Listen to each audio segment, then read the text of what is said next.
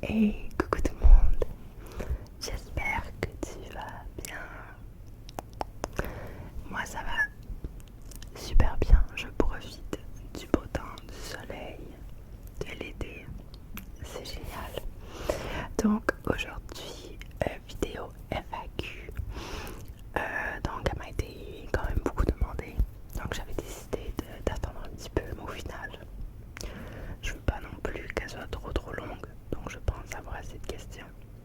Donc on y va. Alors j'en ai un petit peu partout sur mon téléphone. J'aurais pu les noter, les mettre ensemble. J'aurais pu. Alors, première question de Tank Red. Quel est ton ASMR artiste préféré?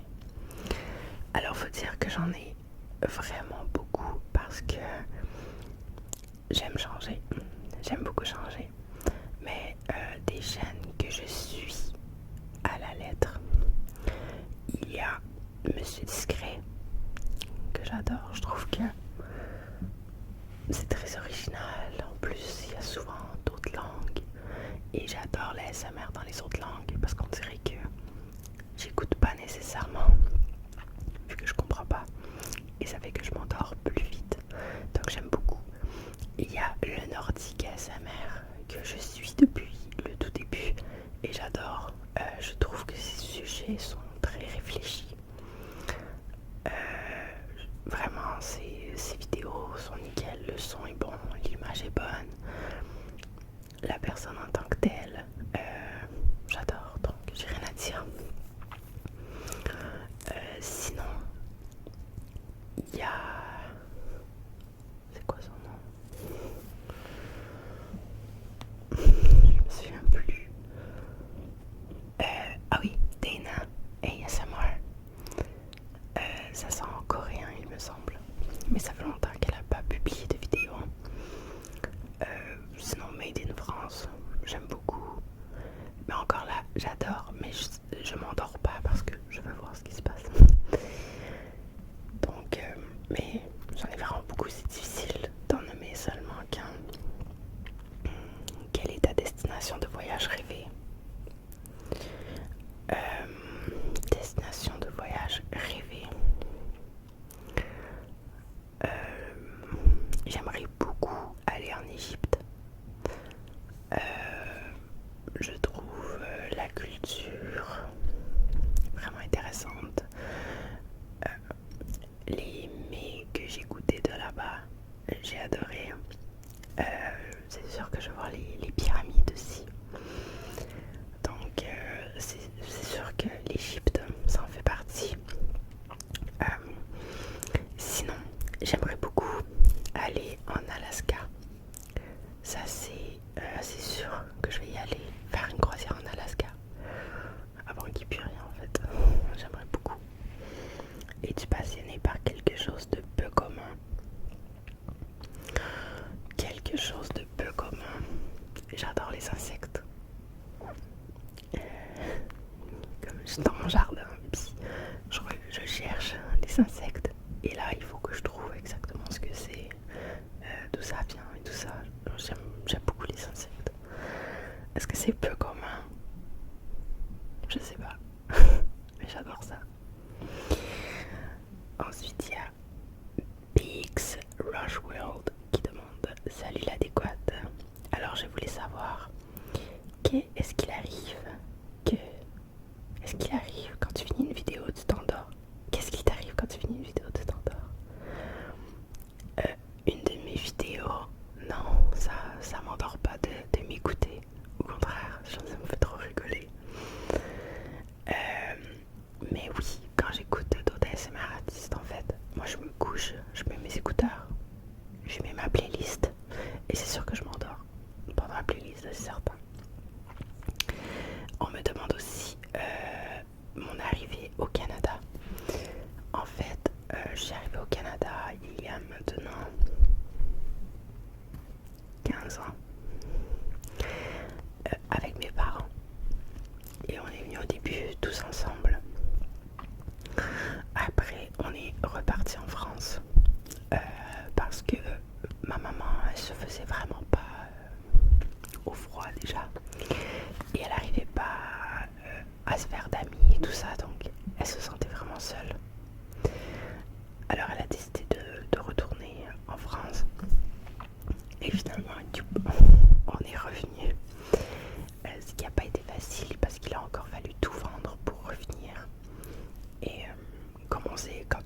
quelque chose, qu'on rachète quelque chose, qu'on revend, qu'on rachète, ben, le budget va en diminuant. Donc on avait très peu d'argent au début. On habitait à Montréal, dans un quartier quand même pauvre, dans un tout petit appartement.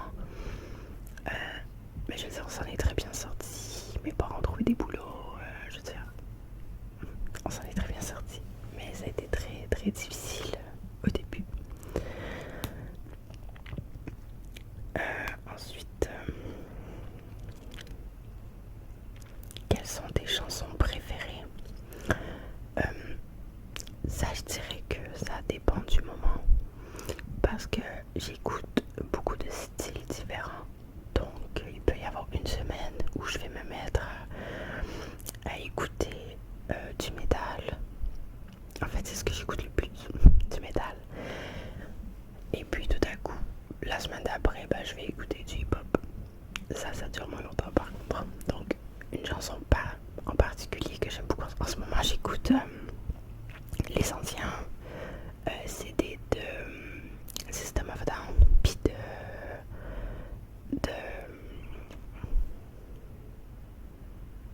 et ben, c'est trop con ça.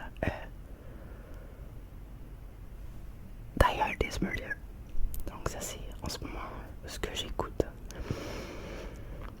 Donc ensuite, pour quelle raison l'ASMR t'a attiré? Ça je l'avais déjà dit. En fait c'est que je faisais beaucoup d'angoisse, beaucoup d'insomnie avant. Et le fait d'écouter de l'ASMR, ben, ça m'aidait beaucoup avec ça. Et je me suis dit, moi aussi peut-être que je pourrais aider des gens à mieux dormir, à mieux gérer les angoisses et leur anxiété. Donc c'est vraiment pour ça que j'ai commencé. Je me suis dit, peut-être ça va plaire, peut-être ça plaira pas. En tout cas, moi c'est pour ça en fait que je l'ai fait.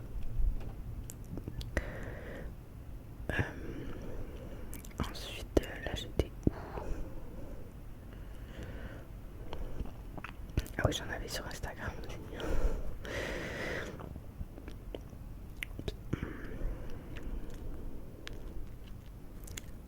Donc, si je suis mariée, non, je ne suis pas mariée. C'est pas dans mes plans non plus. Aimes-tu aller dans le bois et faire des activités, exemple la pêche, la chasse, VTT, etc. J'adore. La chasse, non.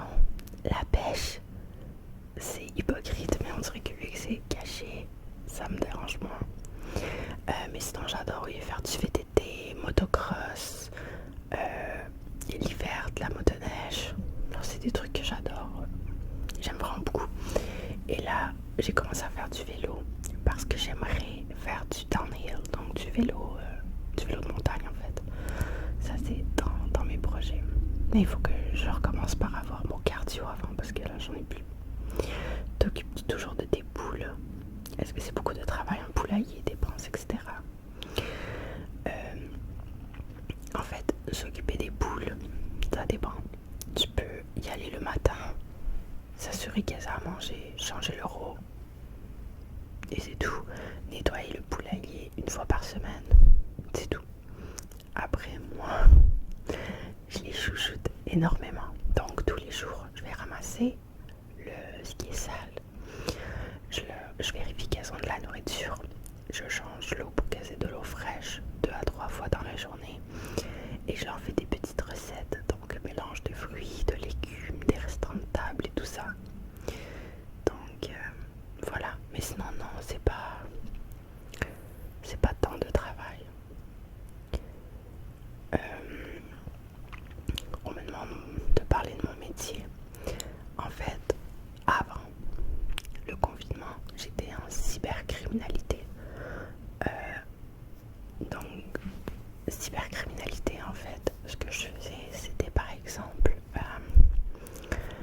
les gens qui sortaient de prison, mais qui avaient des restrictions par rapport à Internet, téléphone et tout ça. Moi, je m'occupais de mettre des blocages pour qu'ils n'aient pas accès à certains sites internet, certaines plateformes, etc. Au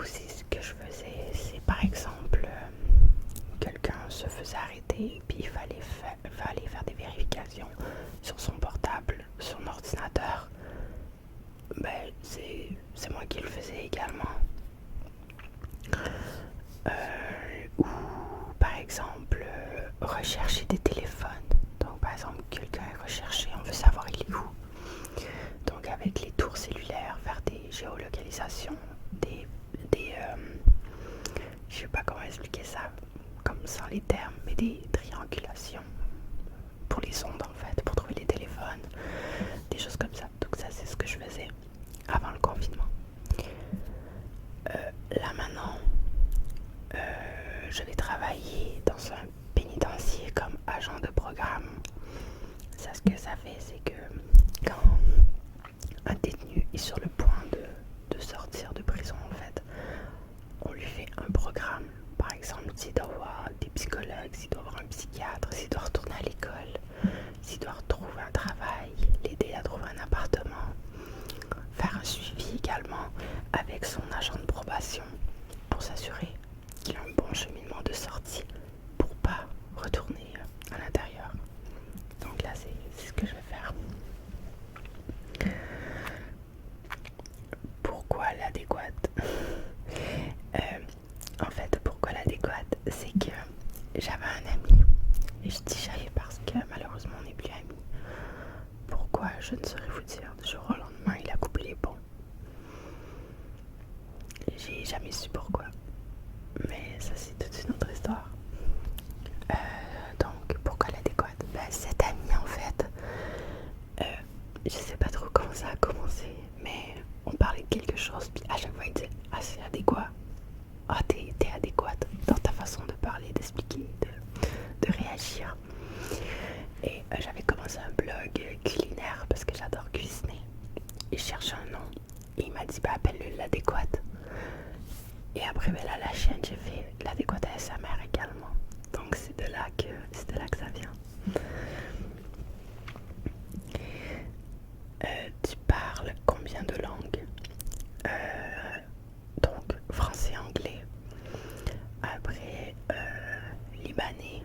J'ai une base de libanais et une base de serbe. Mais vraiment base. Puis je comprends un petit peu l'espagnol. Je pourrais certainement me débrouiller si je vais en Espagne. Mais français, anglais, oui, j'ai étudié en anglais, donc ça c'est parfait. Quels sont tes défauts? Je suis extrêmement contrôlante de ma vie, pas des autres, de ma vie. Il faut que tout soit fait comme ça doit être fait, tout le temps. C'est un enfer pour moi. Les autres autour ne s'en rendent pas compte, mais pour moi c'est un enfer quand quelque chose est pas fait comme ça doit être fait. Ça vient me ronger de l'intérieur. Je suis hyper contrôlante. Sinon, je suis beaucoup trop émotive. Mais vraiment émotive, comme je pleure pour rien. C'est horrible.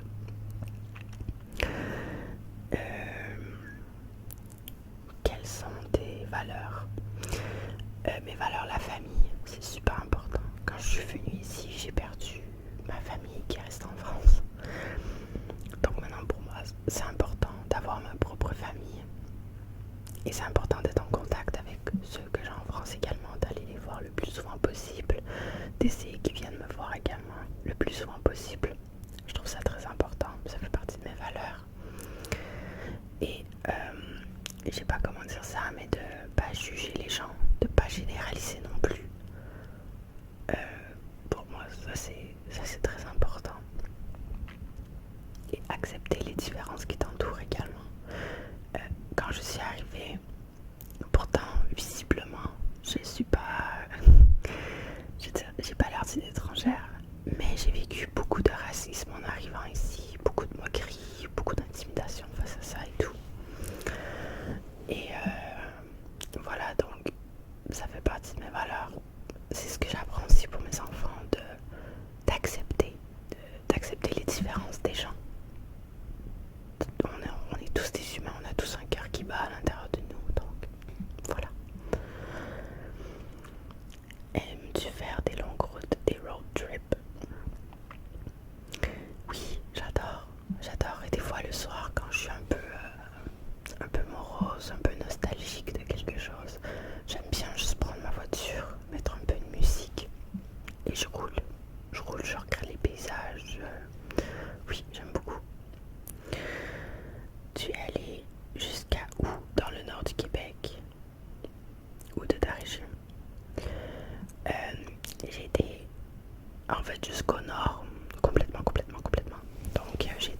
juillet, qui est en haut du Québec.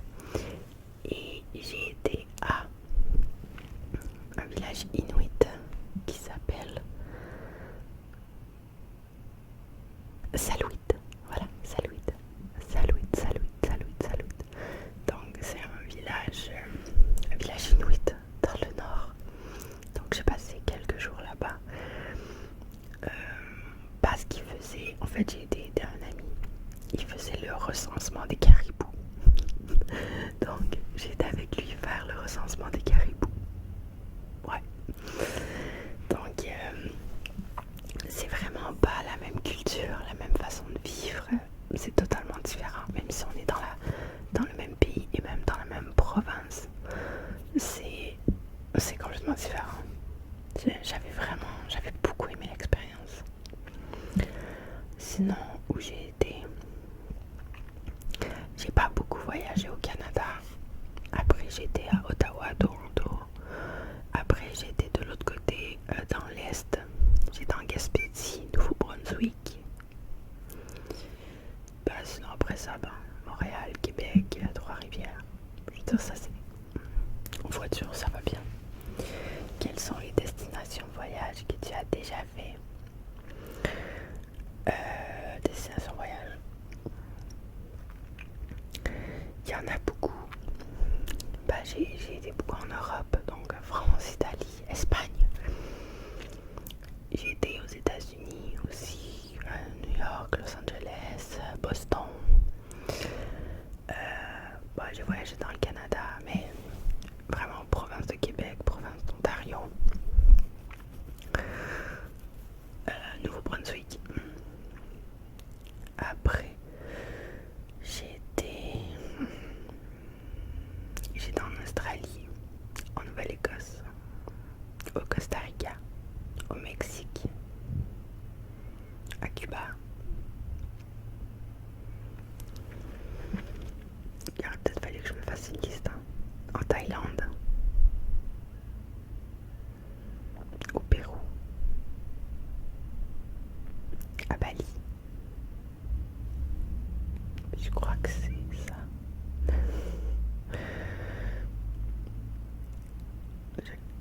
Comment vois-tu ta chaîne plus tard? En fait, déjà, la chaîne, je la fais un peu pour moi parce que ça me détend de faire ça, de parler avec vous. Je suis quelqu'un de très timide dans la vie, de très réservé. Je suis pas quelqu'un de super sociable et qui va vers les gens, donc j'ai pas beaucoup d'amis. Alors vraiment la chaîne, ça me permet de discuter avec vous, de faire des liens avec d'autres humains, même si c'est par le virtuel. Donc ça j'aime beaucoup.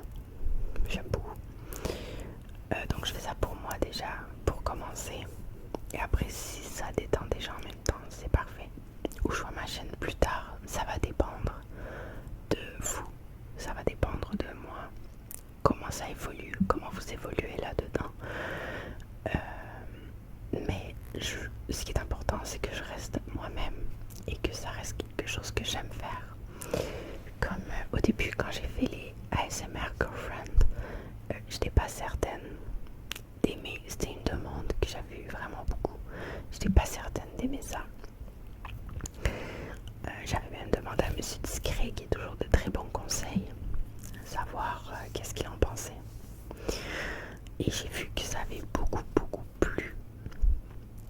Par contre, on dirait que j'ai comme pas d'idée dans ce style de vidéo parce que c'est pas quelque chose que j'ai l'habitude de faire non plus.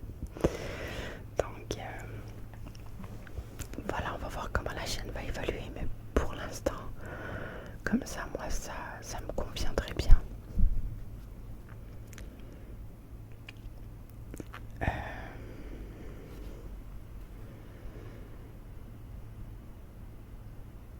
Donc, où j'en avais d'autres.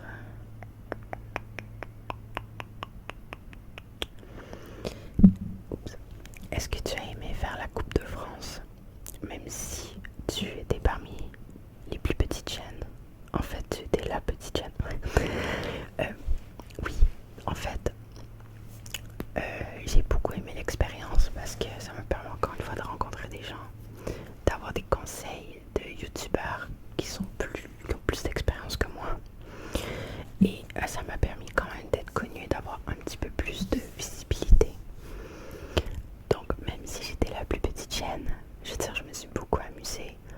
Et j'ai vraiment aimé l'expérience, je recommencerai n'importe quand, même en étant la plus petite chaîne.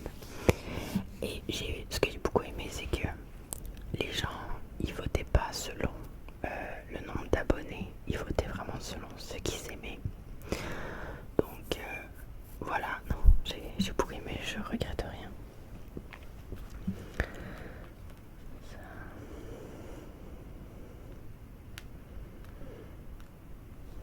Okay, ce sera pas long, je vais aller chercher les autres.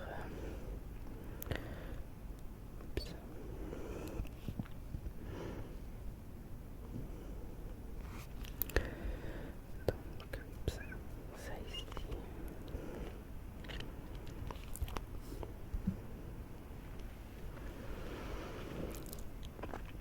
Combien de temps te faut-il pour tourner une vidéo? Ça dépend. Comme là, la FAQ, j'aurai pas beaucoup de montage à faire, donc je la filme. Donc peut-être préparer mes trucs, on va dire 10-15 minutes. La filmer, je sais pas combien de temps va prendre la vidéo, on va dire 25 minutes. Puis je vais peut-être avoir... allez, c'est sûr qu'il faut la réécouter en entier au montage pour les sons et tout ça, donc un autre 25 minutes. Après ça, c'est le temps de loader sur YouTube. Mais ça, je veux dire, je fais d'autres choses pendant ce temps. Donc on va dire peut-être en 2 heures. Allez, le temps d'écrire la description et tout.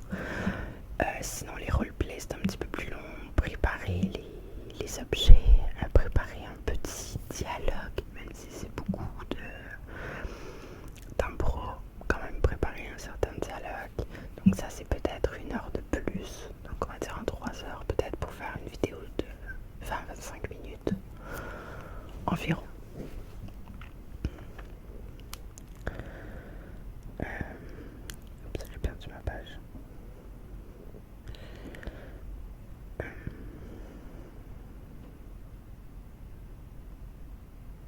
L'ASMR est-il ton premier métier? Non, pas du tout. Pas du tout, ma chaîne est toute petite. Et c'est pas dans mon but non plus que ça devienne un métier à temps plein. Parce que j'ai déjà mon métier que j'aime beaucoup, donc voilà, je veux pas que ça prenne toute ma vie non plus.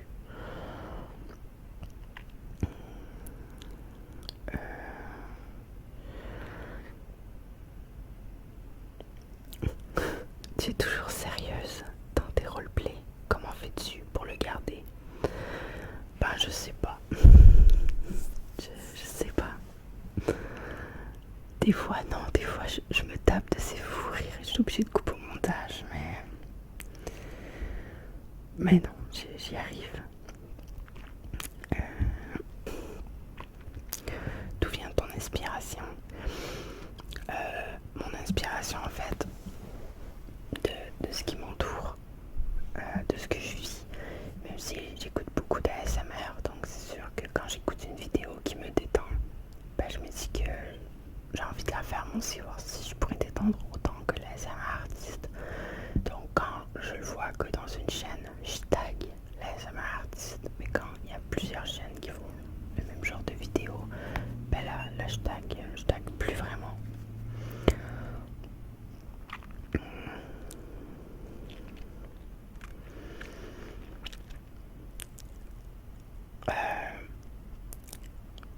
Si tu pouvais avoir un vœu, ça serait quoi? Un vœu, ça serait que je pense qu'il n'y ait plus d'enfants qui souffrent. En fait, qu'il n'y ait plus d'humains qui souffrent, mais en fait, qu'il n'y ait plus d'enfants